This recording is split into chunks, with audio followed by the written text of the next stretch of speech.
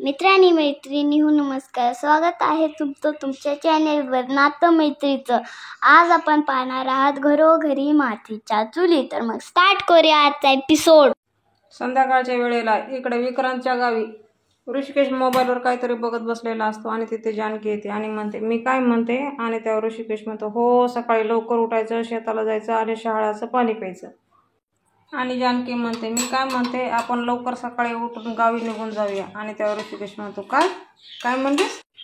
आणि जानकी म्हणते हो, आपलं आता इथलं काम झालंय ना, मग आपण जाऊया सकाळी. आणि त्यावर ऋषिकेश म्हणतो अगं, आणि ऋषिकेश खुश होऊन म्हणतो अगं हे पण माझ्या मनात आलं होतं, पण तुला जर म्हणायला जाऊ तर तू म्हणशील काय ऋषिकेश किती अनरोमॅन्टिक झाला, अगदी टिपिकल नवऱ्यासारखं वागताय. आणि जानकी त्याच्या तोंडाकडे पाहत असते आणि तुमचं ना तुमच्या बायकोकडे लक्षच नाही आहे असं वगैरे वगैरे. आणि तो बोलत बोलत त्याच्या तोंडाकडे पाहतो आणि गप्प होतो. हे ऐकून जानकी हसते आणि म्हणते काय हे, मी असं काही म्हणणार नाही, एवढंच वाटतं की आता आपण आपल्या घरी जाऊया. आणि ऋषिकेश जानकीला म्हणतो जानकी तू असं बोलता बोलता अचानक सिरियस का झालीस, काही टेन्शन आहे का. ऋषिकेश पुढे म्हणतो काही असेल तर सांग, गुलाबने काही कळवलंय का तुला. आणि जानकी सांगते गुलाब दादा घरी तर पाहिजेत ना, सारंग भाऊजीने त्यांना रोप आणायला कुठेतरी लांब पाठवलंय म्हणे. आणि त्यावर ऋषिकेश म्हणतो काय. आणि जानकी म्हणते हो, अवंतिकाचं आणि माझं बोलणं झालं होतं. जानकी पुढे म्हणते सौमित्र भाऊजी अवंतिका अचानक असे घरी गेले, त्यावेळेस आजी, सारंग भाऊजी आणि ऐश्वर्याचा काहीतरी विचित्र प्रकार सुरू होता. आणि त्यावर ऋषिकेश म्हणतो काय. आणि जानकी म्हणते हो, ते रील्स का काय, पण ना माझा त्या ऐश्वर्यावर भरोसा आहे ना त्या सारंग भाऊजीवर, काहीतरी गडबड आहे असं वाटतंय हो सतत. एकतर आई नाना पण घरी नाही आहेत, आपण जाऊया मग आपल्या घरी प्लीज. आणि तिथे विक्रांत येतो आणि म्हणतो दादा वहिनी बोलवलं का. जानकी ऋषिकेश एकमेकांच्या तोंडाकडे पाहतात आणि ऋषिकेश म्हणतो हो, ते विक्रांतराव आता इथलं काम झालंय आमचं, आम्ही म्हणतोय आता सकाळी गावाकडे जाऊया. आणि त्यावर विक्रांत म्हणतो अरे असं कसं, आपण उद्या सकाळी शेतावर जाऊया ना मस्त फिरायला. आणि जानकी म्हणते हो अहो भाऊजी, तुमचं गाव खरंच खूप छान आहे, पण कसं आहे ना घरी तिथं कोणीच नाही आहे ना, आई नाना पण नाही, त्यामुळं काळजी आहे. आणि तुम्हाला तर माहीत आहे ते ऐश्वर्याचं कसं आहे, आणि तिच्या जीवावर मी घर असं नाही टाकू शकत, म्हणून म्हणते आम्ही इथं जर थांबलो ना तर माझं मनही नाही लागणार. आणि जानकी म्हणते पुढच्या वेळी नक्की येऊ ना. आणि त्यावर विक्रांत म्हणतो बरं ठीक आहे, मग पुढच्या वेळी नाना आणि आईना पण घेऊन येऊ. आणि त्यावर ऋषिकेश म्हणतो नक्की नक्की. ऋषिकेश पुढे म्हणतो आई नानांना कार्तिकबद्दल सांगायचंय ना. हे ऐकून त्यांना खरंच खूप आनंद होईल. आणि त्यावर विक्रांत म्हणतो हात जोडतो आणि बोलतो दादा वहिनी खरंच तुमचे खूप खूप आभार, तुमच्यामुळेच मला माझं मूल मिळालं आणि त्याला त्याचे आई बाबा. विक्रांत म्हणतो खरंच तुमचे खूप खूप उपकार. आणि ऋषिकेश म्हणतो विक्रांतराव त्याचे हात धरतो आणि म्हणतो उपकार कसले मानताय, बरं आवरा, आम्हाला पण सकाळी निघायचंय, तुम्ही पण आराम करा आता. आणि इकडे आशीर्वाद बंगल्यामध्ये सारंग त्या लताबाईच्या हाताला धरून आउट हाऊसमध्ये आणतो. तिथं खूप अंधार असतो आणि सारंग म्हणतो हळूहळू या, हालू बिलू नका नाही तर पडाल. आणि त्यावर इथं राहायचंय मी. आणि सारंग म्हणतो हो मस्त जागा आहे ना. आणि ती लताबाई म्हणते मस्त स्वस्त जागा आहे, स्वस्त. आणि ती लताबाई म्हणते एखाद्या हॉटेलची रूम बिम बघायला हवी होती की नाही तुम्ही. आणि ती बाई पुढे म्हणते 4,000 रुपये रोज देणार म्हणजे काहीतरी घोळ घालणार. आणि तिथे ऐश्वर्या येते आणि 2-4 दिवसाचा तर प्रश्न आहे, पुन्हा मग एका आलिशान बंगल्यामध्ये तुम्हाला एक आलिशान रूम मिळणार. हे ऐकून ती लताबाई हसते आणि ऐश्वर्या म्हणते बरं तुमचं खाणं पिणं येऊस तर आपण थोडंसं काम करून घेऊया. आणि त्यावरती म्हणते हो. आणि ती म्हणते द्या स्क्रिप्ट द्या. आणि ऐश्वर्या म्हणते स्क्रिप्ट तर देऊच हो, पण त्याआधी आपण थोडासा होमवर्क करून घेऊया.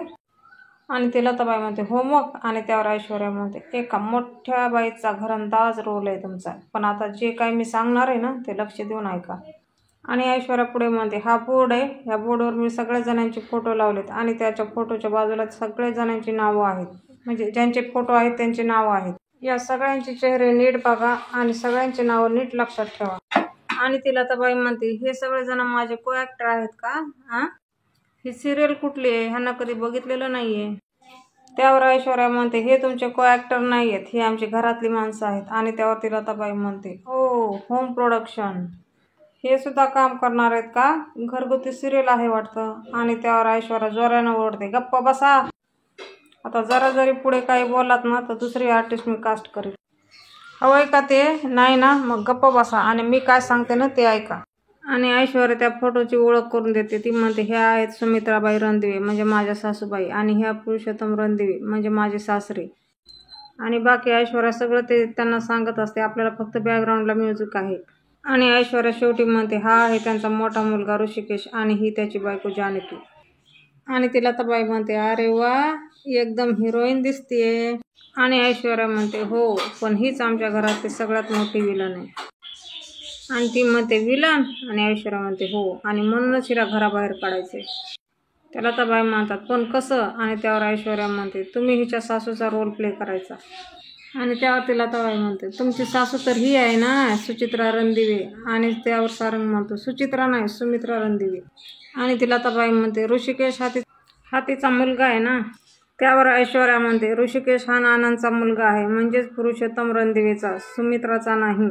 पार्वती पुरुषोत्तम रणदिवे ही ऋषिकेशची आई आहे, सुमित्रा रणदिवे नाही. आणि तुम्हाला पार्वती पुरुषोत्तम रणदिवे बनून आमच्या घरात यायचंय. त्या लताबाई आश्चर्याने ऐश्वर्याकडे पाहतात आणि आजी म्हणते, कळलं? आणि ऐश्वर्या म्हणते, आता मी काय सांगते ते नीट ऐका. आणि ऐश्वर्या त्यांना काहीतरी सांगत असते जे की आपल्याला ऐकत नाहीत, आपल्याला फक्त म्युझिक ऐकू येतं. लताबाई ऐश्वर्याचं बोलणं आश्चर्यचकित होऊन ऐकत असतात. तोंडाचे हावभाव वेगवेगळे होत असतात त्यांचे. आणि आजी आणि सारंग मान हलू बोलत असतात, म्हणजे तिला असं इशाऱ्याने बोलत असतात. विक्रांतच्या गावी ऋषिकेश जानकी झोपलेले असतात. रात्रीची वेळ असते आणि त्याच्यामध्ये जानकीला स्वप्न पडतं जे ज्योतकीन बोललेले असते, हरवलेली व्यक्ती सापडणार आहे, भूत विसरू नका, दिलेला संकेत नाकारू नका. आणि जानकी आई म्हणून दचकून उठते आणि ती घाबरलेली असते. तोच ऋषिकेशही उठून बसतो. ऋषिकेश लाईट ऑन करतो आणि तिला विचारतो, काय झालं, काय वाईट स्वप्न पाहिलेस का? आणि जानकी म्हणते, मला अर्थ न लागणारं स्वप्न पडलंय. ऋषिकेश विचारतो, म्हणजे? आणि त्यावर जानकी म्हणते, ती जे बाई म्हणाली ना तेच स्वप्नात दिसलं. आई येणार, आई दिसणार. आणि ऋषिकेश विचार करतो. ऋषिकेश म्हणतो, बघितलंस, तुला स्वप्नात सुद्धा तेच दिसतं. ऋषिकेश पुढे म्हणतो, जानकी, आता तर मी याचा अर्थ शोधूनच काढणार आहे. आई परत येणार आहे म्हणजे? कोणाची आई? कोणती आई? आणि माझी आई कशी परत येईल? ऋषिकेश म्हणतो, मला ना याचा काही अर्थच लागत नाहीये. माझी आई तर जिवंतच नाहीये. आणि त्यावर जानकी म्हणते, मला तर काही सुचतच नाही. जानकी पुढे म्हणते, असे अर्थ शोधून सापडत नसतात. ध्यानी मनी नसताना ते अचानक असे पुढे येतात. आणि याचा काही अर्थ असेल तर ते येईल समोर. जानकी पुढे म्हणते, बरं चला झोपूया, उद्या निघायचंय ना. त्यावर ऋषिकेश इशारा करतो आणि म्हणतो, तू झोप. ऋषिकेश आडवा पडतो पण त्याला झोप लागत नाही. तो कसल्या तरी विचारामध्ये असतो. दुसऱ्या दिवशी सकाळी आशीर्वाद बंगल्यामध्ये सारंग, आजी, ऐश्वर्या आणि त्या लताबाई बसलेले असतात. आणि ते लताबाई पापड, जिलेबी, ढोकळे खात असते आणि आजी तोंडाला पाणी आणून बघत असतात.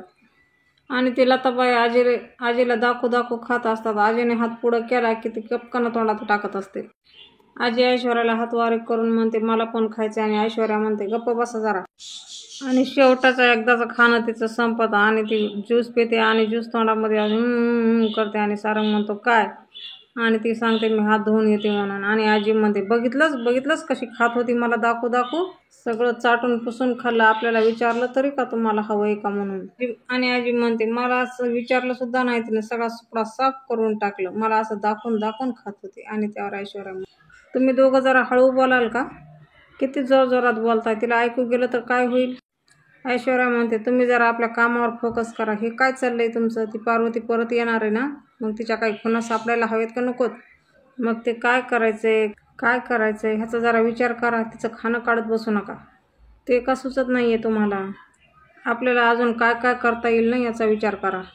इकडे आशीर्वाद बंगल्यामध्ये आई, नाना आणि जानकी डायनिंग टेबलवर बसलेले असतात. आणि आई म्हणते, बरं झालं आपण सगळे एकत्र आलो, नाहीतर आम्हाला ओवीने भांडावून सोडलं असतं. आई बाबा कुठे आहेत, कधी येणार आहेत? आणि त्यावर जानकी म्हणते, वर जाऊन बघा खोलीमध्ये, जशी चांगली चिड करून झोपली आहे. नाना म्हणतात, अगं समुद्रात खेळून दमली असेल ती. आणि आजीने बी पाण्यात लय उड्या मारल्या बरं का. आणि जानकी चहाचा कप हातात घेऊन म्हणते, काय सांगता? आणि जानकी हसते. आणि त्यावर नाना म्हणतात, पण खूप बरं वाटलं बरं का अलिबागला जाऊन आल्यावर. आणि आई म्हणते, खरं सांगू का, मला बरं वाटलं, आपल्या शरूला बाळ मिळालं हे ऐकून. आणि जानकी म्हणते, हो आई. आणि त्यावर नाना म्हणतात, हां, कार्तिक का काय नाव आहे ना त्याचं? जानकी म्हणते, आई, नाना, तो कार्तिक इतका गोड आहे ना, तुम्हाला काय सांगू, आपल्या ओवीच्याच वयाचा आहे, पण खूप समजूतदार आहे, इतका बडबड करतो ना. जानकी पुढे म्हणते, मी शर्वरी वंशाला आणि त्याला एकत्र पाहिलं ना, तेव्हा असं वाटलं की देवाचीच कुठली तरी लीला आहे. बघा ना कार्तिकला त्याचे आई वडील नव्हते आणि शर्वरी माणसाला आणि विक्रांत भाऊजीला त्यांचं बाळ. आता सगळ्यांना सगळं मिळालं. सगळा हा चमत्कार झाल्यासारखाच वाटतो. सगळी देवी आईची कृपा. आणि त्यावर आई म्हणतात, नाही नाही, देवी आईची तर कृपा आहेच, पण ह्याचं श्रेय फक्त तुला जातं हा जानकी. अगं तू मालती ताईला सारखं समजावून सांगितलंस ना, म्हणून त्या तयार झाल्या मूल घ्यायला. आणि त्यावर नाना म्हणतात, तुझ्यामुळे शेरूचा संसार मार्गी लागला बघ. आता त्यांच्या घरातल्या सगळ्या अडचणी तुझ्यामुळे सुटतील बघ.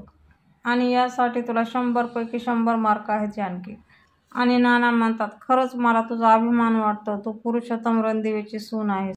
आणि त्यावर आई म्हणते, वा वा, पुरुषोत्तम रणदिवेची सून काय, सुमित्रा पुरुषोत्तम रणदिवेची सुद्धा सून आहे, बरोबर ना जानकी.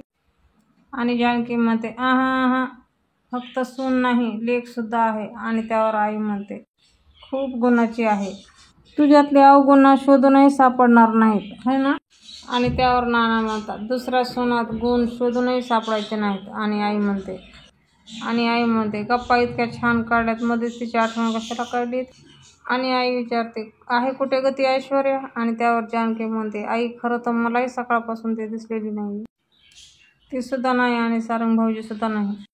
आणि गुलाब आईसाहेब करत येतो आणि म्हणतो, बोलावलं होतं. आणि त्यावर नाना म्हणतात, कुठे गेला होतास. आणि गुलाब म्हणतो, बाहेर होतो की, ऋषिकेश दादासोबत रोपं लावत होतो. जानकी विचारते, गुलाब दादा काल कुठं होतात तुम्ही. आणि त्यावर गुलाब म्हणतो, काल मी ते पुण्याला गेलो होतो नानासाहेबाचं काम करायला. आणि त्यावर नाना म्हणतात, माझं काम, माझं कसलं काम. आणि गुलाब म्हणतो, सारंग दादाच मला म्हणले की नानाने सांगितलं आहे की पुण्याहून रोपं घेऊन यायचे आहेत म्हणून तर गेलो. आणि त्यावर जानकी म्हणते, नानांनी काहीच काम सांगितलेलं नाही, तरी सुद्धा नानांचं नाव घेऊन तिने गुलाबला पुण्याला पाठवलं. मला नक्कीच खात्री आहे की नक्कीच काहीतरी गडबड आहे. आणि ऐश्वर्याच्या सांगण्यावरून सारंग भाऊजींनाही तसंच केलं असणार. आणि जानकी परत म्हणते, खरंच मला काहीतरी गडबड वाटते. आणि आई विचारते, म्हणजे.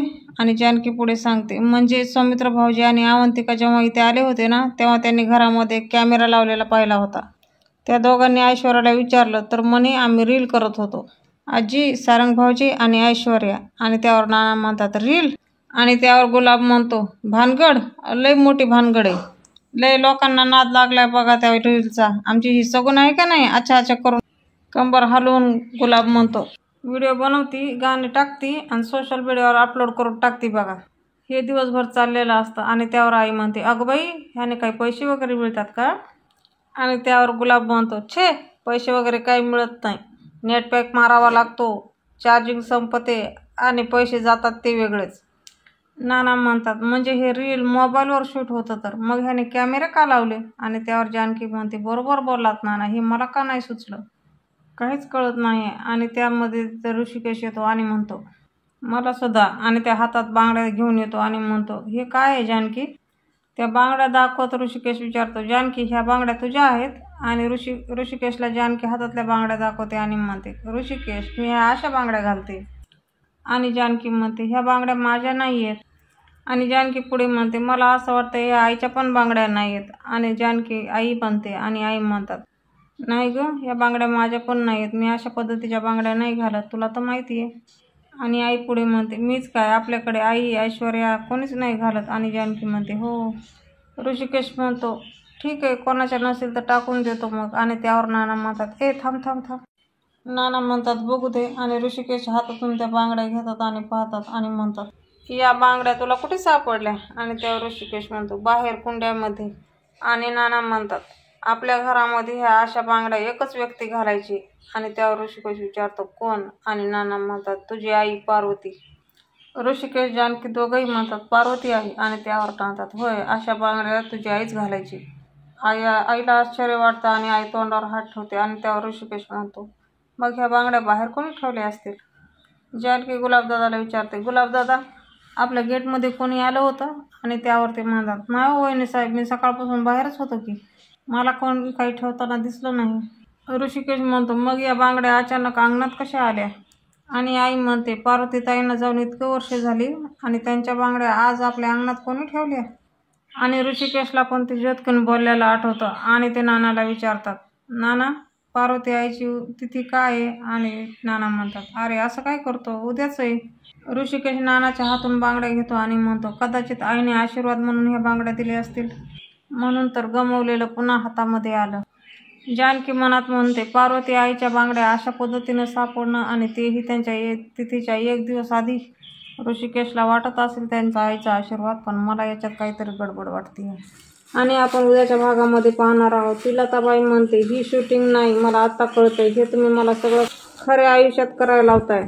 खरं खरं सांगा. आणि जानकी नानाला म्हणते, उद्या ऋषिकेशच्या आईचं श्राद्ध आहे आणि आजच ह्या बांगड्या आपल्याला भेटल्या. आणि त्यावर नाना म्हणतात, कदाचित हा योगायोग असेल जानकी, असं आपण समजू. आणि जानकी म्हणते, नाही नाना, हा योगायोग नाहीये. मला असं राहून राहून वाटतंय की ह्या बांगड्या म्हणजे आपल्या घरावर येणाऱ्या संकटाची चाहूल तर नाहीये. आणि ऋषिकेश पाण्याच्या जागी बसलेला असतो आणि तिथे पाण्यामध्ये कोणीतरी उडी टाकतं. मैत्रिणींनो, असेच नवनवीन एपिसोड पाहण्यासाठी आजच आपले चॅनल सबस्क्राईब करा. भेटूया उद्याच्या भागात.